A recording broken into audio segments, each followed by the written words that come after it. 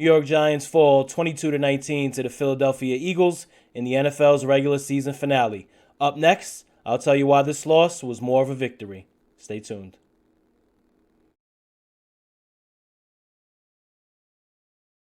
What is up, Giants fans? Thank you for tuning in to another episode of Tommy's Takes. I'm your host, Tommy G. You could have been anywhere in the world, but you're here with me, and I appreciate that. Please do hit that subscribe button. It means a lot to the team. Comment, like, turn notifications on. Check out the Giants country team. It's playoff time. Craziness. The regular season is now over, and the New York Giants are in the playoffs. But first, we're going to talk a little bit about the last game of the season versus the Eagles. And honestly, I thought this was a great game. The Giants fell 22-19 to the Eagles. First half went pretty much as everybody expected. Eagles did whatever they wanted to on offense, but scored touchdowns. That was an interesting part to this game. Eagles had the ball 7 times in Giants territory, only 1 touchdown. So that was a good job, bending but not breaking. But Eagles were up at one point 16-0 at the end of the half. Giants had 1 shot for points, but decided to do curious fake field goal that didn't work too well. So it was 16-0 at the end of the first half. Eagles were having their way with the Giants, but the game was not out of reach enough for Sirianni to take his starters out. And that was an interesting part of this game. You can kind of feel that tension and that stress starting to build for Sirianni and the Eagles. They wanted to get a big lead quick and get their starters out of there. Almost like the Week 14 game versus the Giants when they were up 21-3 in the second quarter. That's what they wanted versus Giants' second and third string. But they didn't get it. And that was the interesting, intricate part of this game, which we'll touch on more later in the show, is coaching. But the Eagles didn't get it. So it was 16-0 at the half. And then all of a sudden, Giants woke up in the second half. First half, Davis Webb did not look good. Running around with his hair on fire. He did evade a lot of sacks, which was good because the Eagles were trying to go for the all-time team sack record. But Davis Webb did not look good in the first half. It was a struggle. And second half, he came out. He was more composed. They ran the ball better. And he scored 2 touchdowns for this team. He led 2 touchdown drives. He scored on a 14-yard touchdown run where he absolutely obliterated Blankenship from the Eagles. Embarrassing. Beautiful run by Webb. And then the moment we've all been waiting for, whether you're a Giant fan, content creator, beat reporter, spectator, we finally got the Kenny Golladay touchdown. Salute number 19. Finally gets on the board. Last regular season game, probably of his Giants career, most likely. Beautifully thrown ball by Davis Webb. 50-50 ball in the back of the end zone on big play Slay, who does tend to give up big plays, so that name is very fitting for him. Also taking a shot at Giants fans and the Giants in general on Twitter after the game, posting a picture of Bradbury, whatever. Kenny Golladay finally scores a touchdown. And before you know it, the Giants are right in this game. And the Giants had an onside kick. It was a terrible onside kick. Giants were an onside kick away from getting the ball back with a minute and change left, down by 3. And I think this Giants team would have won. So what does it all mean, right? It was just, both teams had vanilla game plans. The Eagles, Giants didn't show anything, knowing they both could play each other in the playoffs. Giants played predominantly backups except for Evan Neal, who unfortunately we'll get to in a little bit. But what does it all mean? Well, the first thing I think it means is this. This Giants team is extremely well coached from top to bottom. And that's what you've seen in this Eagles game. You've seen an Eagles team that was arguably the best team in the NFL this season struggle to put away second stringers and third stringers of the New York Giants. Tells me this team's well coached, well prepared, well structured. And this was awesome. This was, and I was somebody that said, hey, I want the starters in. I think it's invaluable experience. You go out there, you kick your division rival in the butt, send them into the playoffs with some doubt. But wait a minute. This is actually even better because you still send your division rival into the playoffs with doubt. But this doubt is even worse because they had to keep their starters in until the end of the game. Jalen Hurts played this entire game. And thanks to players like, we'll get to some of the players, Tamon Fox, Minka McFadden, they had him on the run, and he wasn't comfortable. So this was actually, in my opinion, a bigger moral victory than if you would have had your starters in there and lose a close game. This was much bigger because this showed the Eagles that, hey, one, we might not be what we think we are, And two, this Giants team is going to be well prepared if we meet them in the playoffs. Now, the caveat to that is the Eagles played this game super vanilla. You could almost call the plays for them. You knew what was coming. This was a super vanilla game plan by Philly, which, let's be honest, that's realistic. They're not going to show their hand against backups heading into the playoffs, but this was a win, in my opinion, for the New York Giants. And I'm a firm believer in not a lot of moral victories, and moral victories are for minor league coaches. This was a moral victory, and this was a good one. And you had several players play their tails off. You had Cordell Flott, thought played an excellent game. Rodarius Williams, aside from the one deep pass he gave up, which he should have not given up to A.J. Brown, he had perfect coverage, just never looked around, but I thought he played well. Micah McFadden had probably his best game as a Giant. You had Jared Davis in his debut for New York, played a great game. Dane Belton, the rookie safety, had a really good game. He had his second pick of the year off Hurts. So what you got in his game was you send Philadelphia into the playoffs with self-doubt. You got invaluable developmental time for your second and third stringers against one of the best teams in the NFL, and you come out uninjured. And you go into Minnesota next weekend for the wild card game, as healthy as you've probably been, since mid-season or earlier, looking like Adori's going to play. I know I've been saying that for a couple of weeks. Adori's definitely going to play. Xavier McKinney's obviously going to play. Aziz should be healthy a whole game. He only played a handful of snaps versus Minnesota a few weeks ago. So this was a win. A lot of people didn't watch the game. A lot of people weren't interested. You missed a heck of a game. Shout out Davis Webb, his first career start. Been in the league for 5 years now, 5-6 years. I believe it's 5.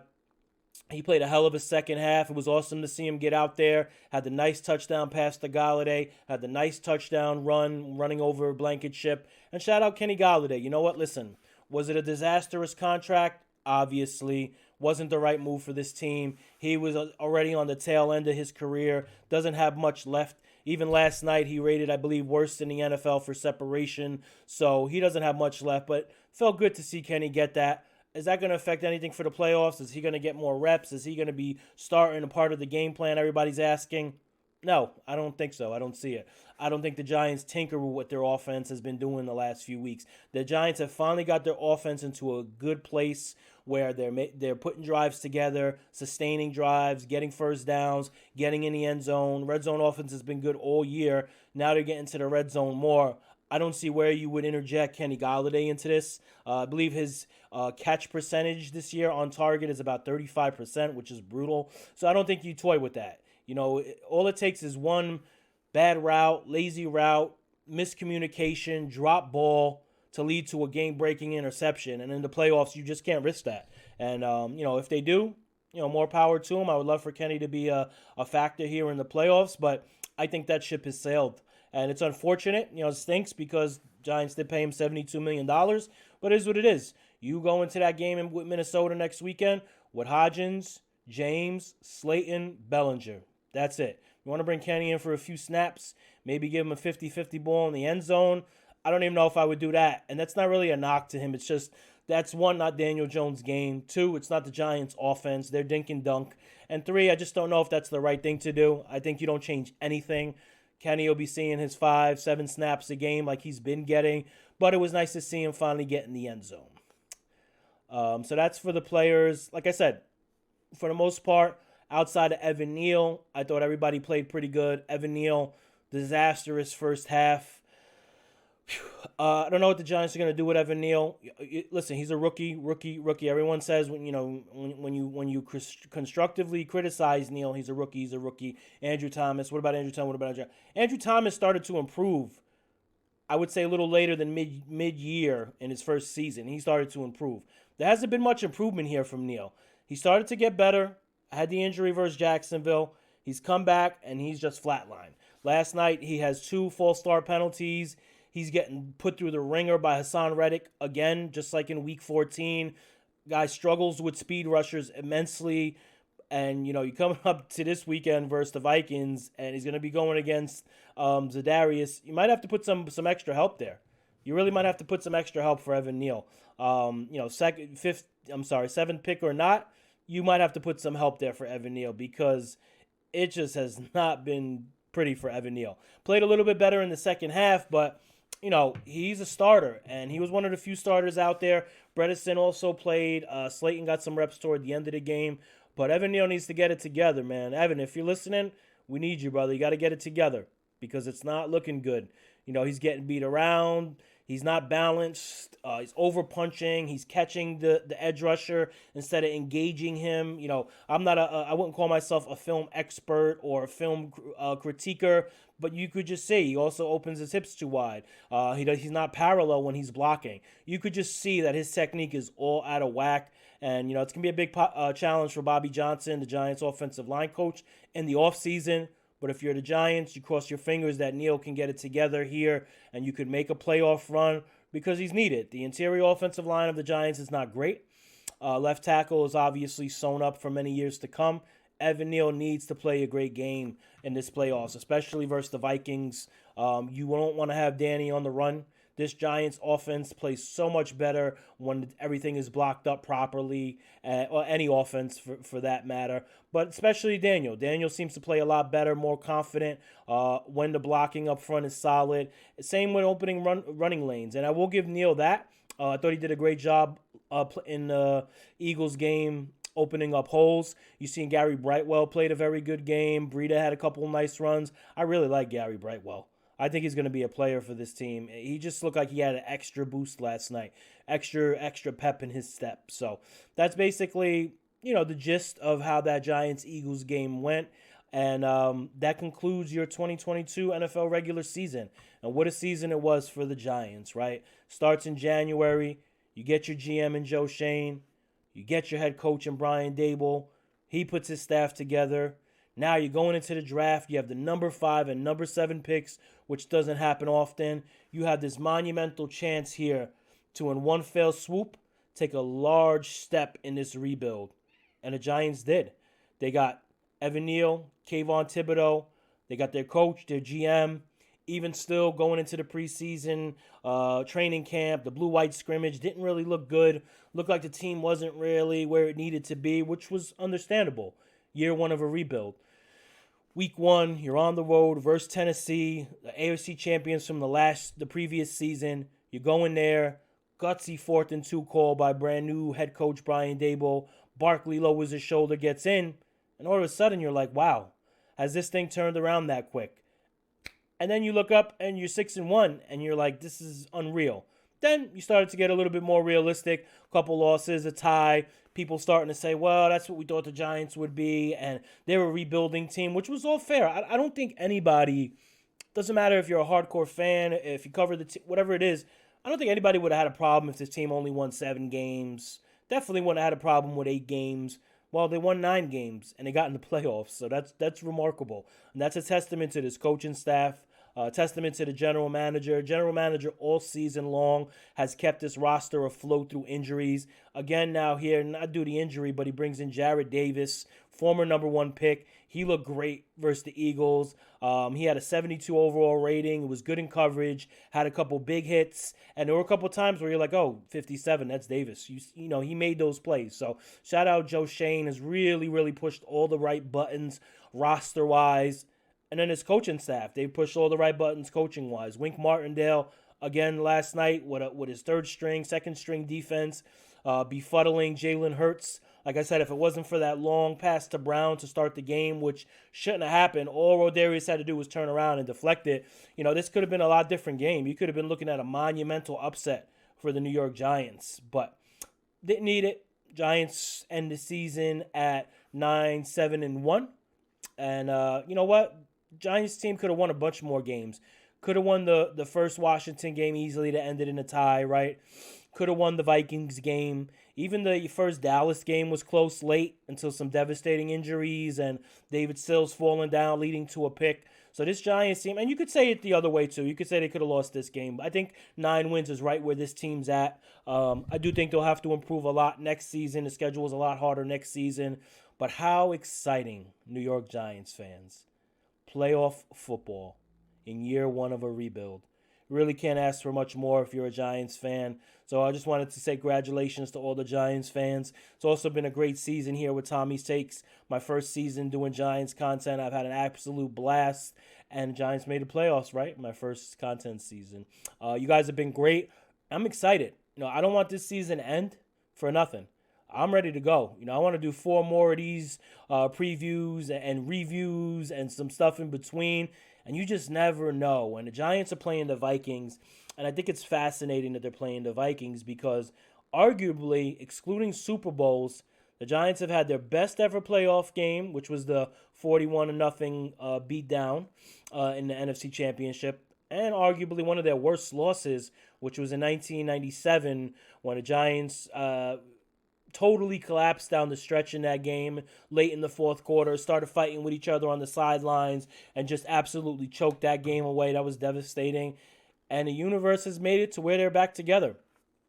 Giants Vikings.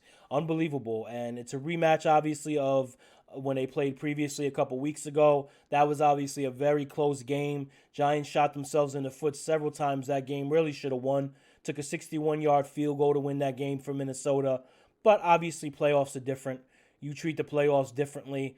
But I feel good about this game for the Giants. And the main reason is they're going to have their two best DBs in the secondary this game, in McKinney and Adoree.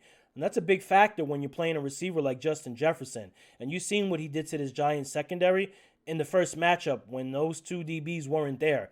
And Aziz only played a handful of snaps in that game before getting hurt. Those are 3 huge players for this Giants team that could help tip the scales a little bit. So I'm super excited about that. Super excited to see some playoff Daniel Jones. Obviously ended the season playing some of his best ball. Looks like the Giants are in talks for a contract extension for Daniel, and that's amazing. Shout out to Daniel Jones.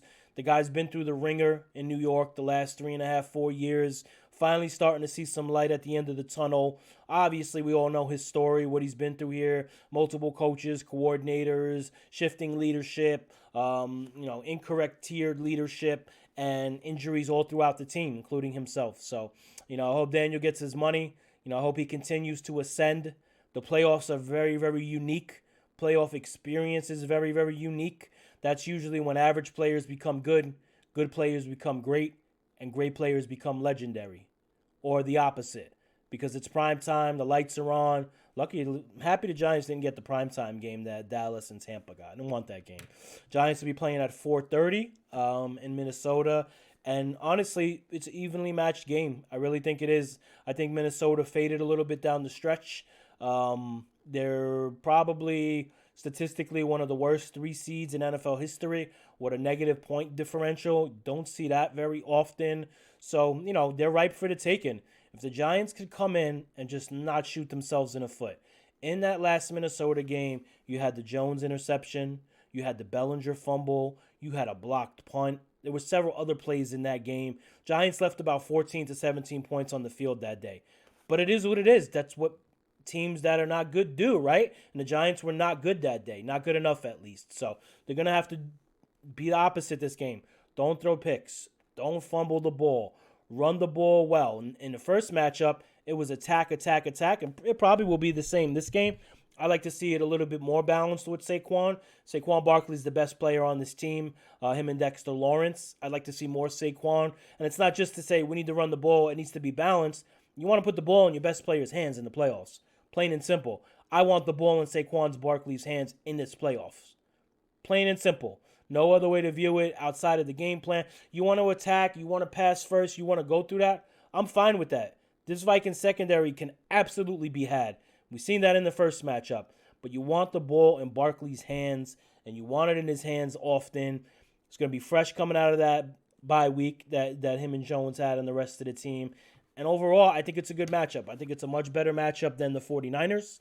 49ers, that's a tough one. They're going to be playing Seattle. I think they beat up on Seattle. Some other good NFL games, too. The Cowboys-Bucks game is going to be an interesting one. Cowboys reeling. They lost to Washington in a game they should have easily won. Dak Prescott does not look like himself. Missed several throws in that game. Has another pick six. And you got Tom Brady and the Bucks on the other side.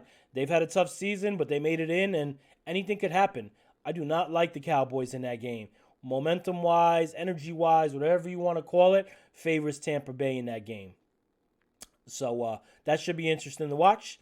Obviously, the Eagles await everybody, and I believe the Giants would play the Eagles if they get past the Vikings, and wouldn't that be something for a third time? Very hard to beat a team 3 times in one season. So that's kind of where we're at playoff wise.